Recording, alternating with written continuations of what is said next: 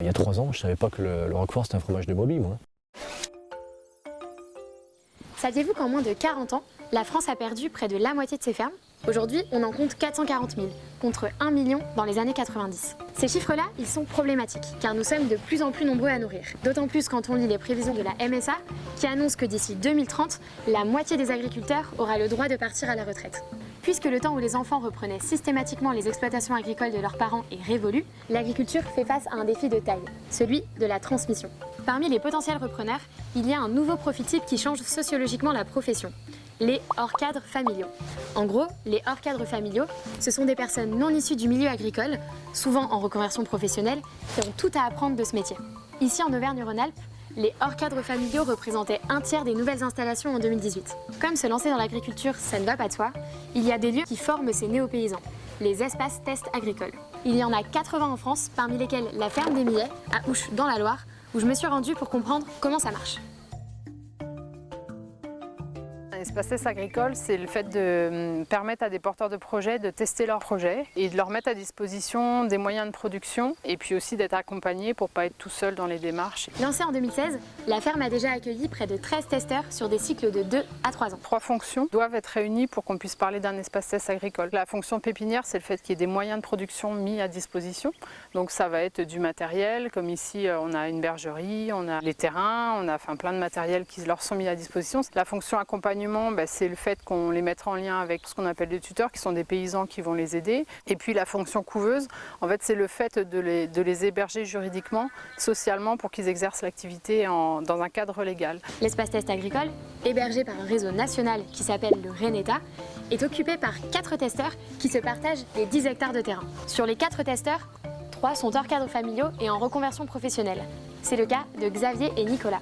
J'ai une formation de monteur en installation thermique, en fait chauffagiste, plombier chauffagiste. J'étais pas dans mon assiette dans ce métier-là, c'était un peu trop rébarbatif. Au bout d'un moment, j'ai fait le tour de la question et j'ai souhaité faire autre chose. En sortant du collège, j'ai fait un BEP productique mécanique. Après, je suis parti à l'armée. J'ai fait un CAP boulangerie. J'ai bossé en jardin d'insertion aussi, et voilà, maintenant je suis en test. Je ne savais pas exactement ce que je voulais faire comme production, et j'ai fait plusieurs stages d'immersion, et je suis, on va dire, tombé amoureux des brebis. Je suis là depuis 2 ans sur cet espace test pour faire du fromage, voilà. Moi j'avais une petite appréhension, parce que j'avais quand même pas énormément d'expérience. Enfin, j'avais de l'expérience plus en étant salarié, mais en étant chef d'entreprise, non, pas du tout. Donc je me suis dit, j'ai pas envie de m'installer tout de suite, et avec des gros investissements, ça me faisait un peu peur.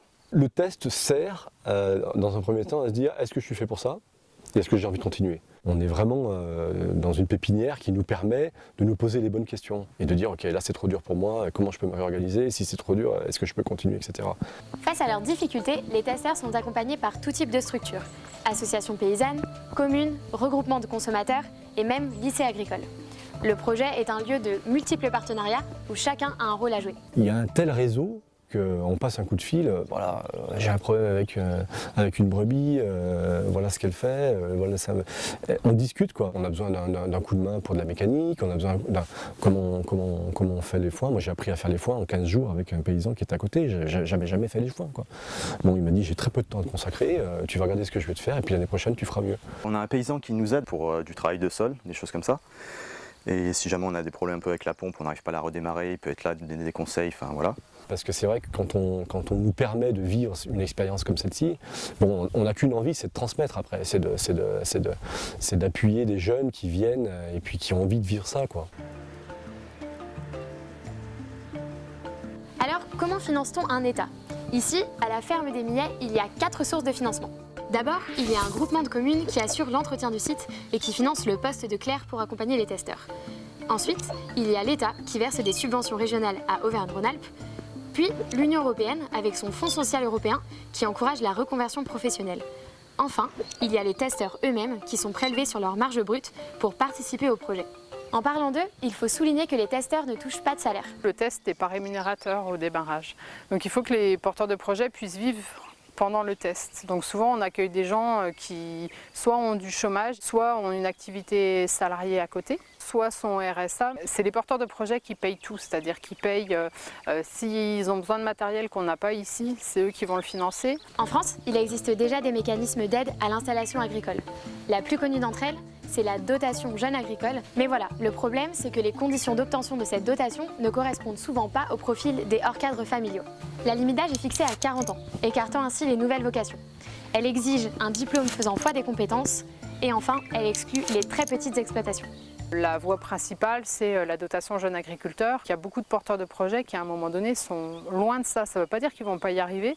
Et je pense que du coup, c'est aussi ça qui fait que les espaces tests se sont développés. Quelque part, ils sont venus chercher les réseaux un peu plus alternatifs. Je pense que les jeunes ou les moins jeunes qui arrivent en test ou en hors-cadre familiaux ils sont en quête de sens, ont plutôt un attrait pour ce modèle agricole avec des fermes plutôt à taille humaine. On a l'impression que pour vivre, il faut une grosse surface, etc. Moi, je pense pas. Faire de la quantité, c'est épuisant. C'est épuisant. Nous, on a un troupeau d'une trentaine de brebis, 35 brebis, ça suffit, quoi. Avec ça, on répond à la demande. Je dirais que tous les testeurs qui sont passés par ici, ils ont tous rebondi d'une manière ou d'une autre. C'est-à-dire ils ne terminent pas sur un échec. Ils sont tous, qu'ils s'installent ou qu'ils ne s'installent pas, ils tirent beaucoup de leçons en fait, du test. Il y en a qui choisissent de ne pas s'installer parce qu'ils se rendent compte que le métier n'est pas fait pour eux. Et ça, c'est vraiment l'objet du test. Il y a forcément des inquiétudes par rapport au changement climatique, par rapport aux filières longues aussi, à l'instabilité des prix. C'est sûr qu'il y a beaucoup de questionnements. Malgré tout, moi, je travaille avec des paysans qui sont autonomes, qui sont résilients et qui se portent bien, qui vivent bien de leur métier. En fait, au-delà de simples dispositifs d'aide à l'installation agricole, les États sont des espaces de cohésion territoriale où l'on réfléchit à l'agriculture de demain.